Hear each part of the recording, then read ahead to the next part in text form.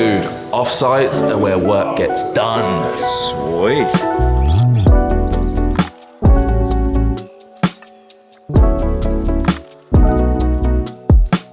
Hey, what's up? You alright? What's up, brother? How are you, alright? Yeah, good. Yeah. Good to see you, man. Good to see you. Sorry about the weather. This is the best we could do. Hi, how are you? Good to see you. Good to see you. What's up, buddy? Good to see you, brother. Good to see you. Hello. You been working out? Just every once in a while, trying to keep up with this guy too, you know? The line, the hug Branson. line here. If you're comfortable with your shoes on, you can leave them on too. Oh, wow. Yeah. Ah, sick. The goods came in. You know what I mean? Like,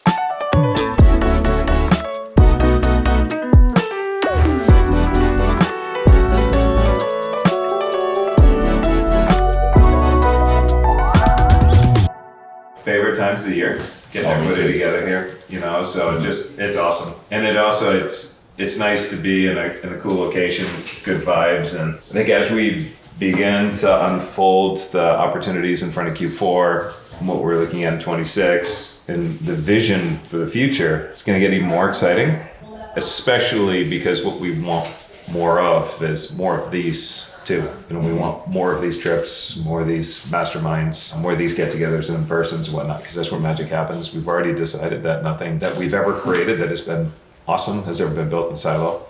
Like literally every single thing that we've ever created has been created together as a team. And so the more we can make these things happen, the better we're all gonna be. So here's kind of where we're gonna go with today. The agenda that I have in mind is one, we're gonna go over our manifesto, so, and our vision and our values. If that doesn't have you juiced up or excited, then we can just end the day today. Then we're gonna go over the presentations that we talked about before. We'll go through that. As we go through the presentations, that's when we'll keep track of the constraints inside of the whiteboard. We're just gonna identify all the constraints, and then we'll start to discuss what are the solutions over those constraints, because that's gonna help determine our Q4 initiatives as well as our 26 focus as well. Because through the constraints comes a conversation of solutions. Then we're gonna also talk about KPIs.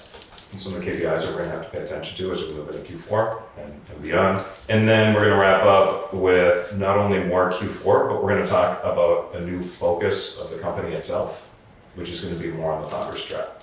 And we're gonna talk about that, why we came up with that. I've got a whole bunch of stuff that's gonna support it. And we can discuss it in terms of, like, this isn't a decision, this is a proposal. And then as a team, we'll decide if it makes sense.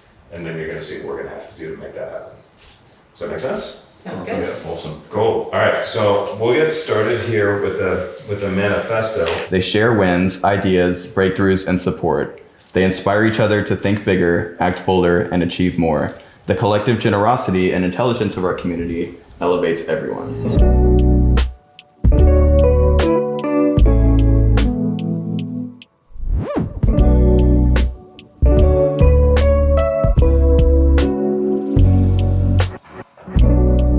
So our declaration, we are predictable profits. We are the catalysts of founder freedom and sustainable growth.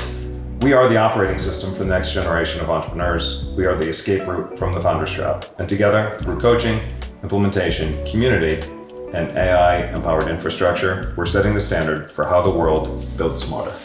Yeah.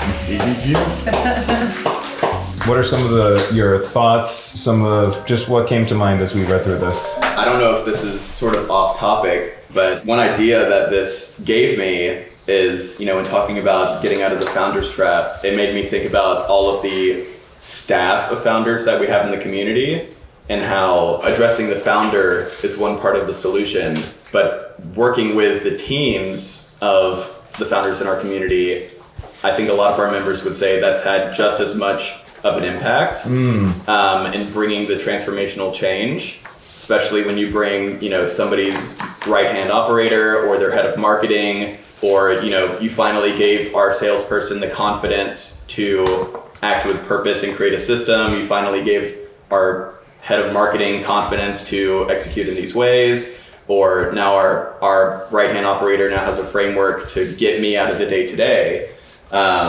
And this is why I say it's a little off topic. It made me think. No, actually, this is great. It made me think, how can we flesh out the program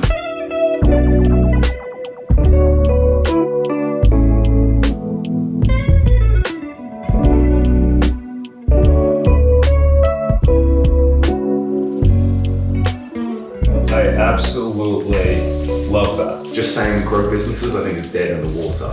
And people are not looking for that when you actually dig into their pain. They want to grow their businesses, but that's not the reason they started a business. Like, they started for a bunch of reasons, through family, through dependency, through better life, more money, whatever that was. Pursue a passion.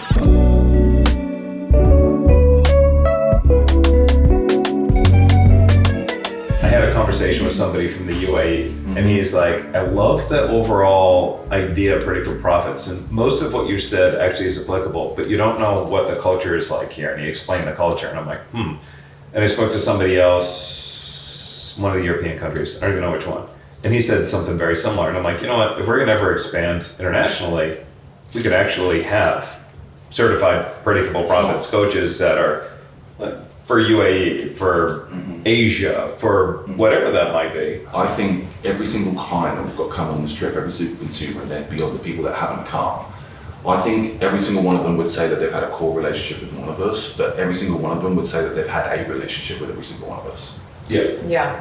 Take any single one of them, Nicholas, Robert Brill, Deborah Boggs, Lindsay Edgar. It's not just Charlie.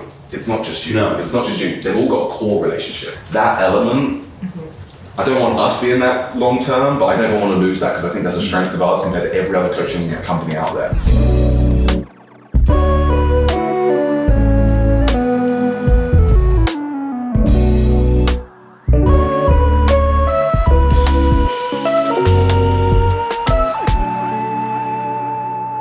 So how'd it go? So yeah, it's been going really, really well so far. It was really great. We spent to get time together as a team going over the manifesto. We got into some like big details on that. Like, it's amazing once you open that conversation up, like how many different people have got a slightly different opinion on a vision or on what we stand for in the manifesto. So it was a really, really great exercise. It's a great exercise to do every single year. We keep a single manifesto that we come back to every year, so we can always look how far we've come and then adjust it as accordingly.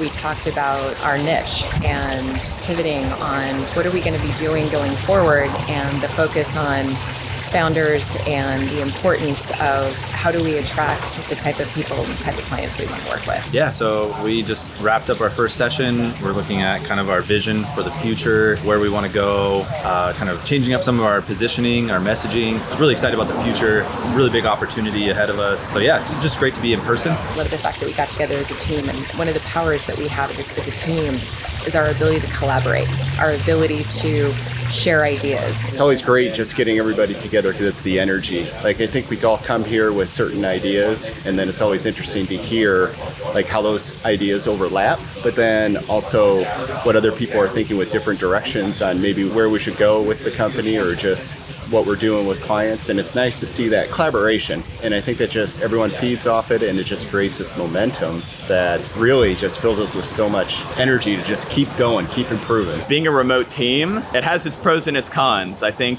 the pros are we can just put our heads down, get our work done. We're not distracted by water cooler conversations. But I think what you miss out on is there's a certain magic of coming together, where you get the innovation, you get the ideas flowing, and you start to look back on how was the quarter, how was the year, and suddenly the things that are planned on the agenda, but also the in-between conversations, they build this organic plan that makes it just really exciting. I'm excited because this is only the first session. We still got a couple more days of doing this. So yeah, I'm just really excited to be here and take some acid toward it.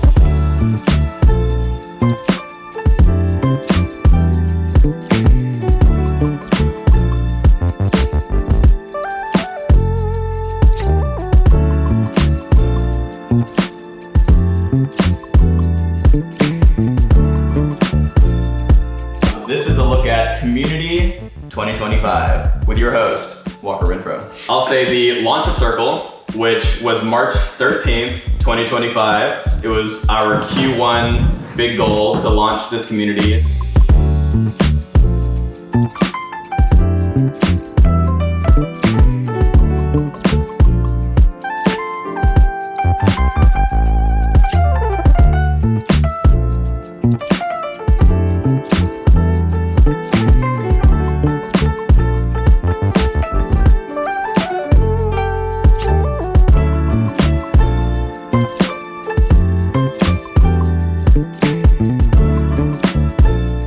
We'll have to figure out who's going to be Taco Bell and who's going to be Dorito and whatnot. There was kind of this laughter, but then they got it.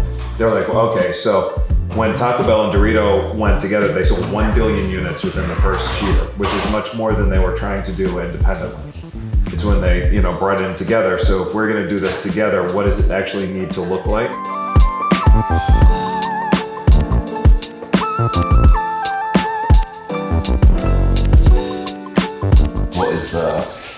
How do you guys feel about the longevity of the Beyond One activation? Because if we've mentioned the numbers on 4 minimum a year, which I think is quite a lot. I gotta admit, I struggled with this a little bit because I feel like we're a little bit at a standstill right now with coaching, in my opinion. This was actually a really good exercise for me looking at this. So.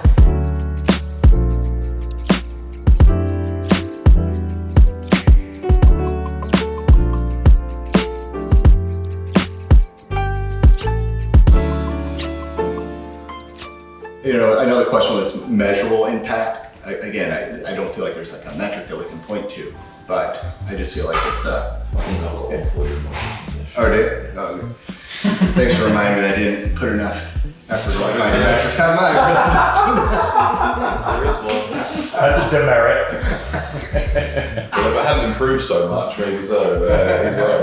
A couple of things that I think drove the most measurable business impacts. I think establishing a core curriculum and then the implementation of the roadmaps, I think really was one of the biggest breakthroughs we had this year.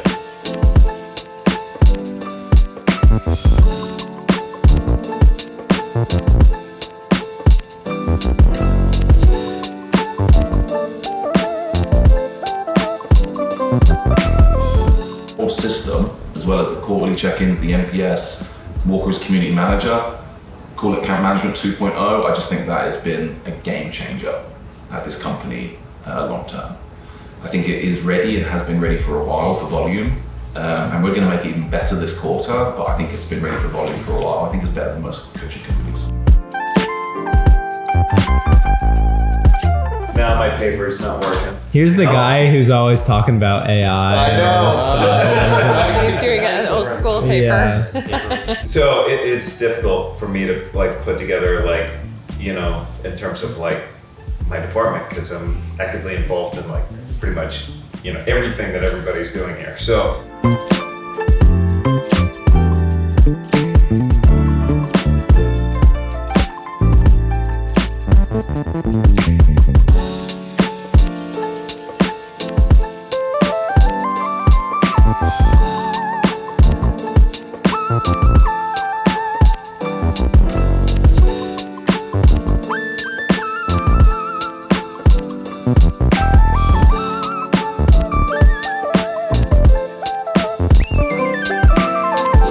So how was today? Man, phenomenal! Really good. Always leave these types of things with a renewed focus, I guess. So on that terms, really good. But obviously, just mentally, I am also drained, and I need a beer.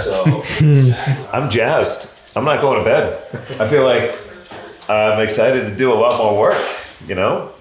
Keep the momentum rolling. Heck yeah, we're almost 9 o'clock. I mean, they hit 9 pretty fast. It's just starting. Just starting.